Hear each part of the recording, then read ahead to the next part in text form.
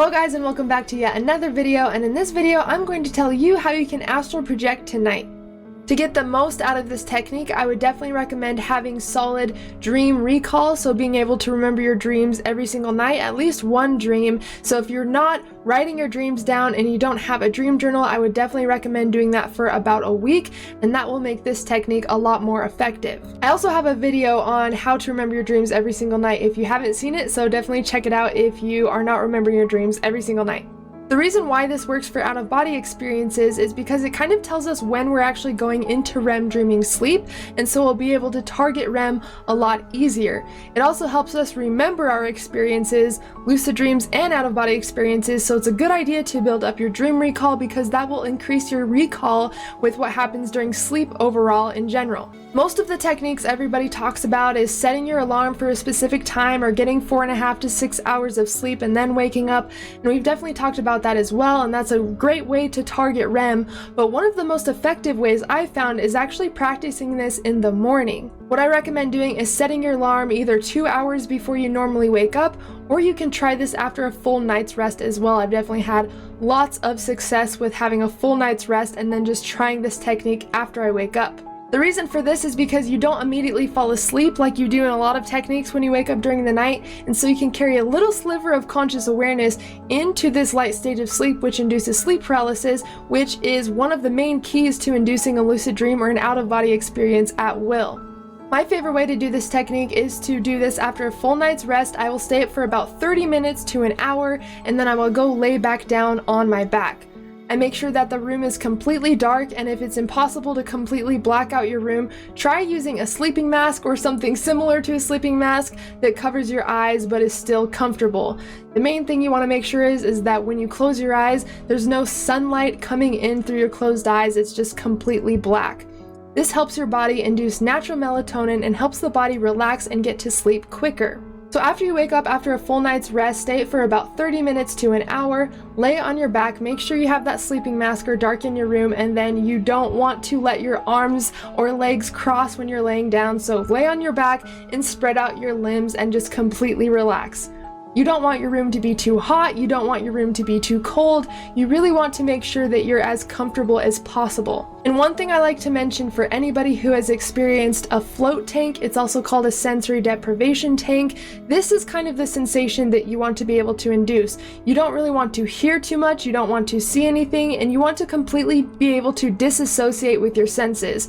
So make sure that the surface you are laying on is completely comfortable and you can relax fully. That is definitely the most important part because we want to trick our body into thinking we're asleep, but if we feel uncomfortable in any way, our mind is going to be like overly active and we're not going to be able to relax in the experience. So this is going to be different for everybody, but make sure you feel completely relaxed, whatever that means to you.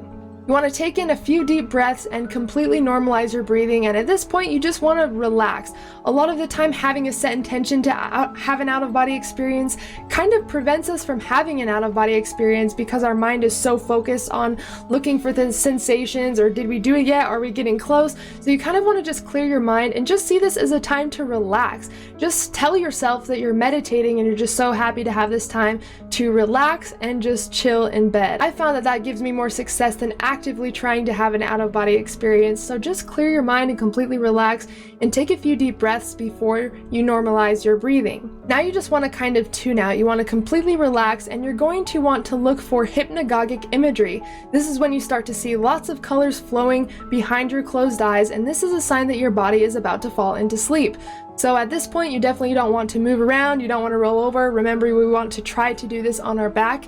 If possible, I found that is the easiest way for me to have an out-of-body experience and other people that I've talked to. So that's what we're going to go with for this technique. But of course, cater it to what you need, but definitely at least try it on your back a few times because I found that that's where most of my success comes from. You're going to start to get itches or urges to move or roll over, and of course you guys know this is called the rollover signal. This is your body trying to check if you are awake or asleep.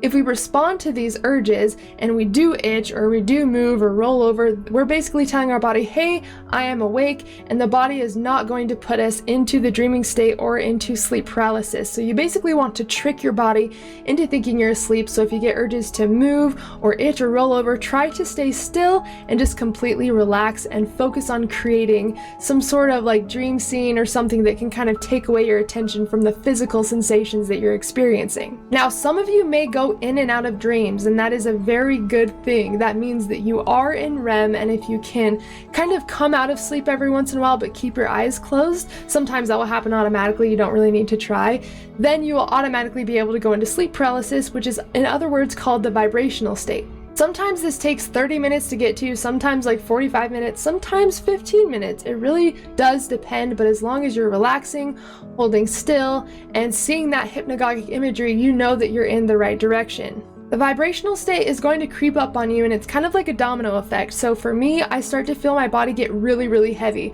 Literally like there are weights on my legs, and it kind of like works its way up your body, but you will seriously feel like your body is like so heavy and you are sinking into the bed, and that is definitely a good sign because that is another sign showing you that your body is falling into sleep. You're going to start feeling like little tingling sensations on your feet, and it's going to work up to your ankles, to your legs, to your knees, to your thighs, to your stomach, to your hands, to your arms, and obviously up your body. But for me, it starts from my feet and works its way up slowly.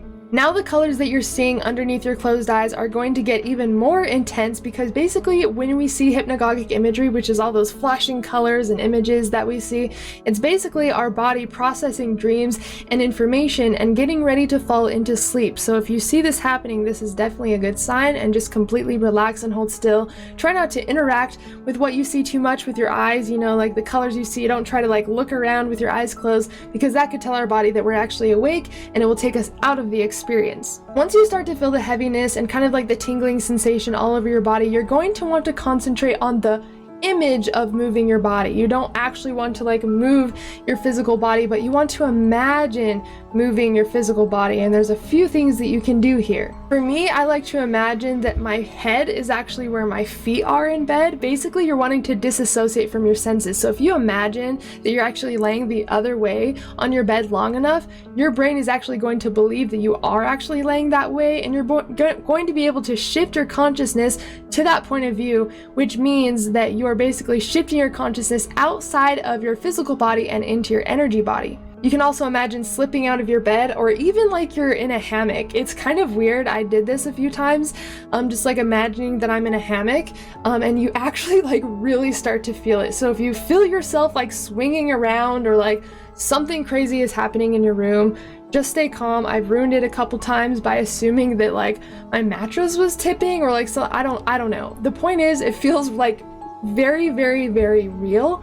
So it's very important to stay very calm and relaxed during this like weird sensation that you will feel. So start to imagine your body doing something that it's not physically doing, you know, like rocking in a hammock or kind of slipping off of your bed, or even like spinning. Have you ever, when you're falling asleep, have you ever felt like your body is actually spinning, like you feel this spinning sensation? That's kind of what you want to create. You want to create a visualization so strong that your brain actually believes that it's happening, and that is one of the main keys to switching our consciousness from our physical body to our energy body, leading to an out-of-body experience. So let's just say you want to imagine rocking in a hammock, which is one of the things that I like to do. So you want to imagine that as vividly as you can. What would it feel like? Would you feel like wind on your face as you're moving? Like, what would the sensation feel like in your stomach? It's kind of like that sensation when you're on a roller coaster and you have like that stomach drop. See if you can create that just with your mind. Try to make this visualization as visual as you can. Eventually you're going to start to feel these sensations, and at this point you're probably, maybe, for some of you, falling in and out of dreams, and that is definitely a good thing, but you always want to try to bring your consciousness back just a little bit. And if you just like wake up slightly between each dream, that works perfectly. If you do slip in and out of dreams and you do happen to like wake up with your eyes closed, just continue your visualization where you left it. And if you're not going into dreams at all, that's totally fine. Just try to create the visualization and sensation of your body physically moving even though it's not, and eventually you will actually start to feel it. And I've noticed this is a lot easier during the morning because we tend to just like fall asleep if we try this during the night a lot of the time, and I've found almost every single time I do this in the morning, I have a lucid dream or an out-of-body experience experience, and basically this is really good to try during naps as well. This is kind of what we're talking about, but if you ever have time to just take a nap and like fall asleep on your back, definitely do that, and you'll notice you almost immediately go into dreaming sleep, which is super interesting, but it's kind of the same fundamentals here. Eventually you're going to feel a tingling sensation like we talked about all through your body, but then it's going to start to turn into like really strong vibrations. You might feel this happen slowly, or you might feel this happen all at once, like it just punches you in the face, which has definitely happened to me, and it definitely like increases your heart rate and you're like, oh my god, what is going on? But just try to stay concentrated on your visualization, and it will kind of like, you'll kind of get used to it and you'll be able to relax in this state. And if you were in a dream while you're doing this, or like you're going in and out of dreams, you might like wake up with your eyes closed in full vibrations, which is sleep paralysis, and then you're able to do an out-of-body experience technique right then and there. Once you start to feel the full vibrations, the full tingling sensations, like the whole shebang, and if you haven't like been in this state, you will definitely know when you get in this state. It's something that you like it's just weird, okay? And it's not something that we consciously experience every night, at least most of us, so you're definitely going to know when you're in this state, I promise. Once you start to feel the full vibrations, you want to imagine leaving your body where your physical body actually is. So if you're laying on the couch, you want to imagine sitting up and getting off the couch. If you're on the floor, you want to imagine like rolling up and standing up and getting off the floor. If you're on your bed, you want to imagine leaving your bed from where your physical body is at. So that is going to help us transfer our consciousness from our physical body to our energy body. And when I say make it as visual as you can, I really mean as visual as you can. Like if you're laying on the couch, what would it feel like to like push into the couch to sit up? What muscles would be flexed? Is the area you're in cool or is it warm? How much pressure do you have to actually put on the couch in order to stand up? When you put your feet on the ground, what texture is the carpet that you're standing on, or is it a wood floor? You really want to try to feel everything in your environment. What would you see as soon as you sit up? Like what's actually in your environment? And what helps is actually observing the environment in waking life before you actually do this technique. Just paying attention to like the books that are around, or the plants that are around, or the textures that are around. That way you can visualize it as vividly as you can when you're actually in the experience. So if you need to like look around and observe your environment before you do this technique, definitely do that, because it helps with the visualization. The point is to make it so vivid that our brain thinks it's actually happening, because again, our subconscious can't tell the difference between imagination, dreams, or waking reality. So we can actually trick it into thinking it's experiencing something that it's not, and that's how we're able to shift our consciousness to our energy body. And I've gotten a lot of questions about this. If you actually start to see your physical environment, is that like a dream? Is that actually happening? And that is a sign that you're actually seeing from your energy body. So that's why it's a good reason to wear a sleeping mask, because then you can't convince yourself that your eyes are actually open and you ruined the technique. You'll be able to actually feel the sleeping mask on your face. So if you actually start to see your room around you, while you're doing this technique, you know that you've successfully shifted your perception to your energy body. And from this point on, you just want to vividly imagine leaving your body, literally as vivid as you can. I cannot stress how important this is. So this may take a few tries. Maybe try this in meditation with strong visualization and sensation, which I talk about a lot, but that is literally the key to having an out-of-body experience. And I've just found that it is definitely more effective doing this in the morning, because you still have that slight conscious awareness that you can actually carry into the REM state and actually use to have a conscious experience, so you don't just like fall asleep and wake up all pissed because you're like, damn it, I fell asleep, I ruined the experience. Kind of makes it a little easier to keep that conscious awareness. And again, this may take a few tries to get used to, but I know that you can do it. This is the technique that I practiced with when first starting, and that this is still the technique that I use today to have an out-of-body experience. So definitely let me know if you have any questions about this and how I can help, and definitely let me know if you have any experiences with this. I would definitely love to hear what you guys have to say.